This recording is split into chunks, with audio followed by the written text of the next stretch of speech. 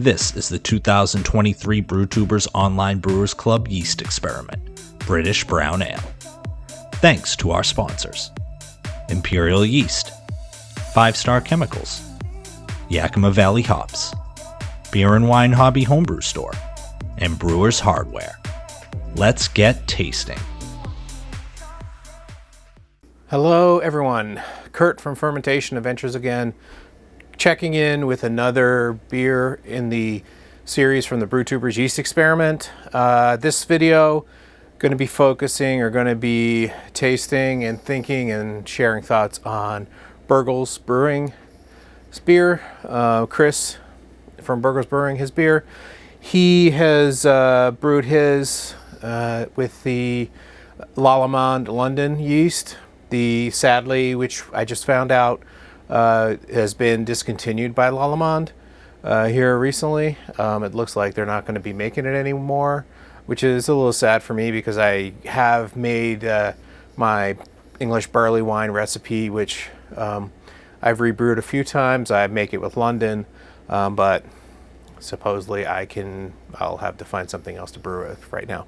But Chris brewed his beer, or packaged it in the PET bottle here. Let's open it up and try this one out. There you go.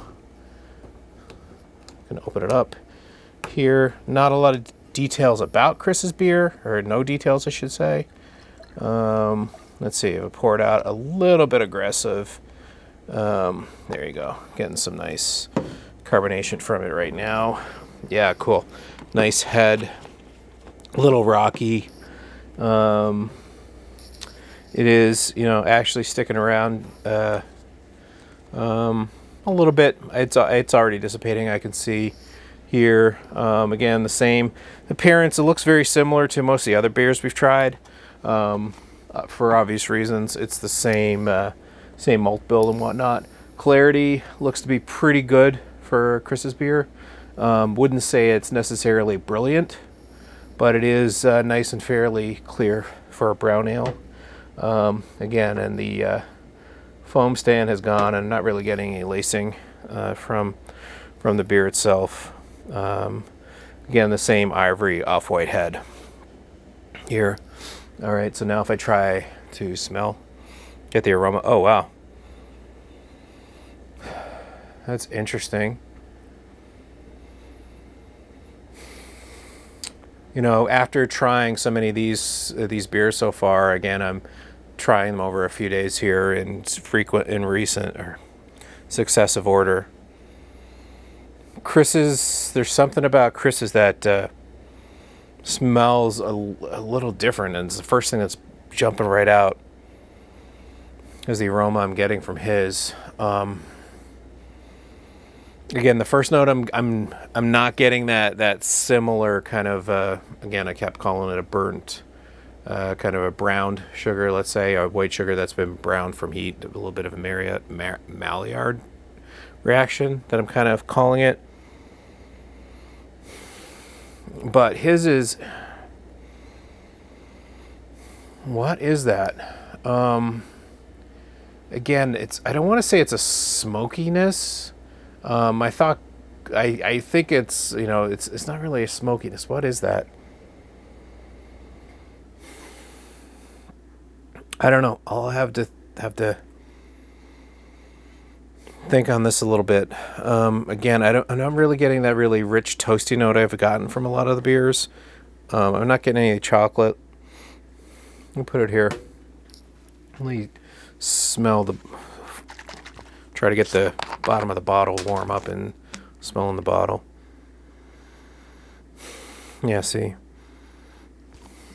That, smelling the beer, there's a little bit of beer I left in the bottle. Again, I'm getting that I am getting the kind of that roasted, browned, a browned sugar effect from that.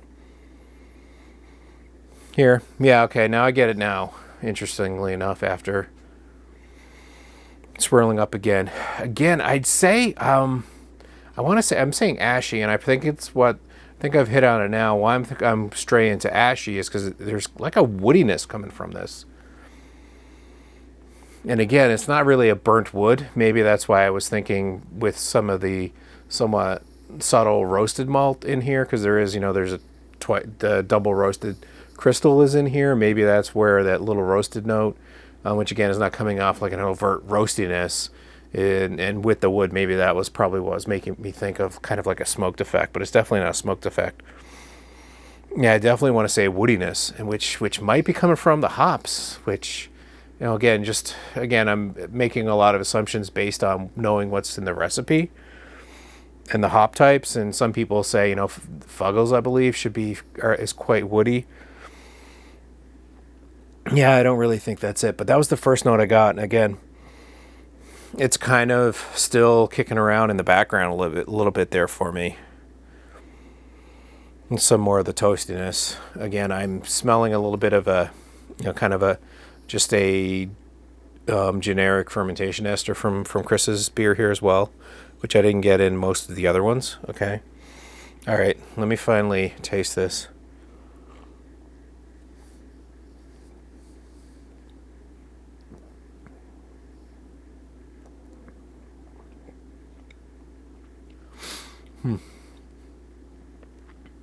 Okay.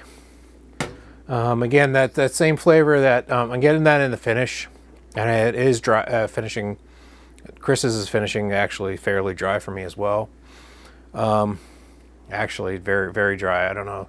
Maybe there's a tiny touch of astringency. Maybe, I don't know. Unfortunately, because that one sip, it finished really really dry on the roof of my mouth.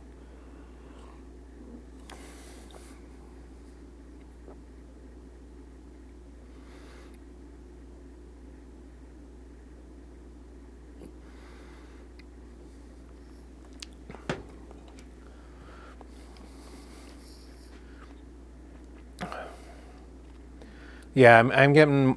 It is finishing, for this style beer, it is finishing fairly dry for me. The flavor itself, I did get a little bit of that. Again, I'm calling it ethanol flavor in this case. Again, as I'm tasting a little bit, it might have been a little bit of either a fruitiness ester or a little bit of a floralness from the hops. Again, a fruity ester is not quite right, but it is quite interesting.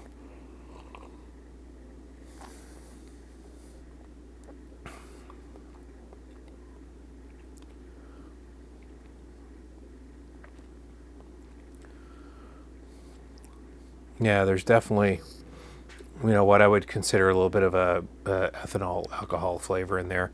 It's not warm by any means, but I'm definitely getting it. Yeah, I am getting the traditional, not the traditional, but like a dark crystal raisiny flavor from this beer.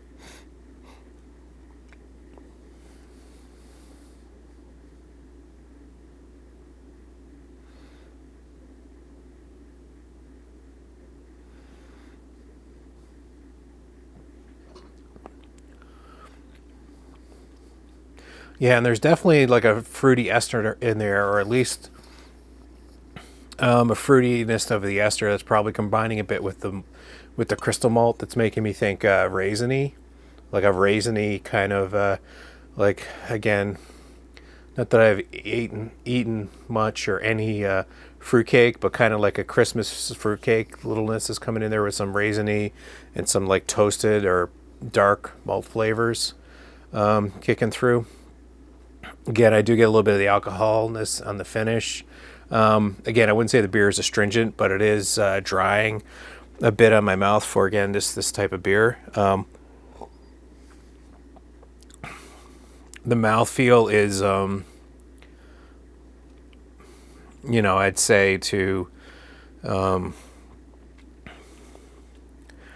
say wouldn't be a low, or the body, again, it's not a thin body by any means, but I wouldn't even say it's into a medium. It's probably a middle of the kind of, maybe a little bit before medium, but it's somewhere between the thin to medium on the range for the bodiness of this.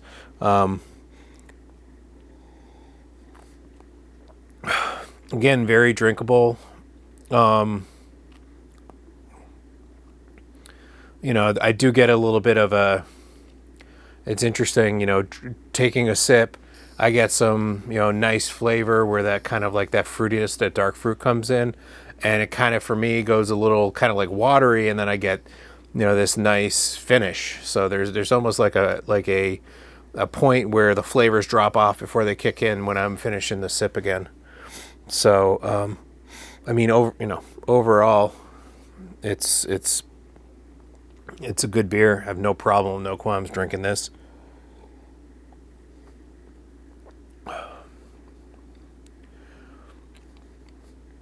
But yeah, and again, I mean, fortunately or unfortunately, I find it depends on, you know, how hard I'm going after trying to find flavors in here.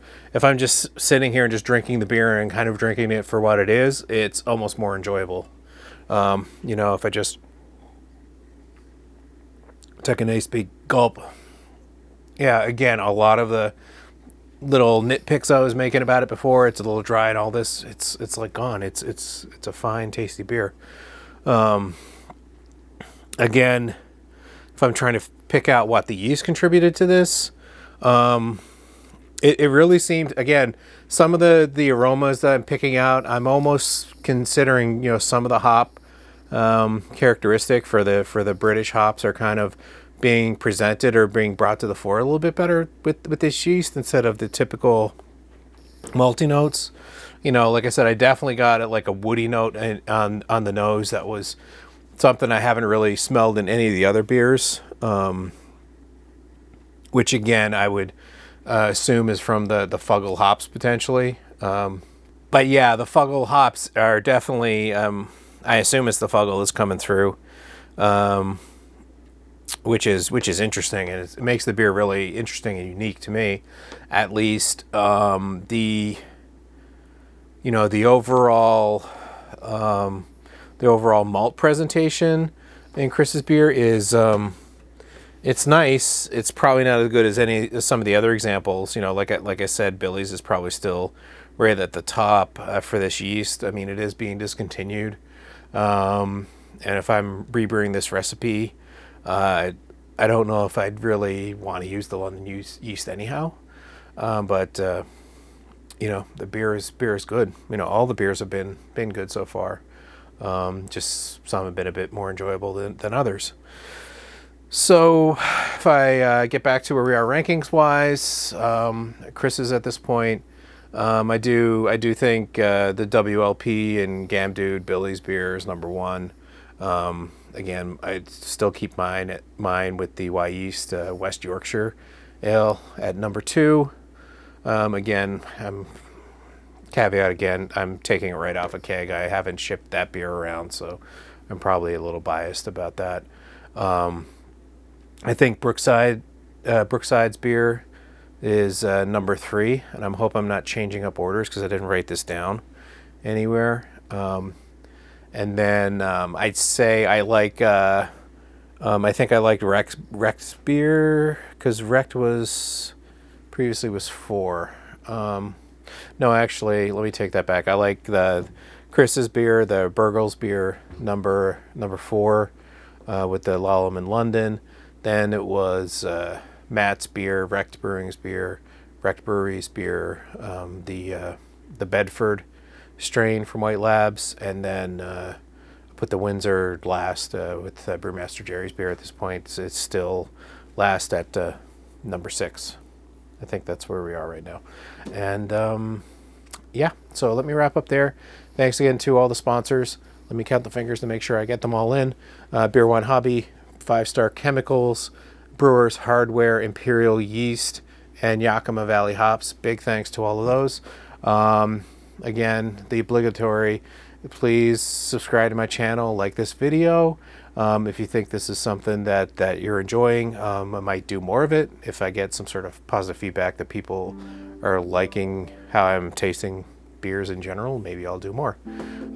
Maybe people can send me their homebrew and I'll taste it and give you my thoughts. But that's it. I'll wrap there, and thanks for watching.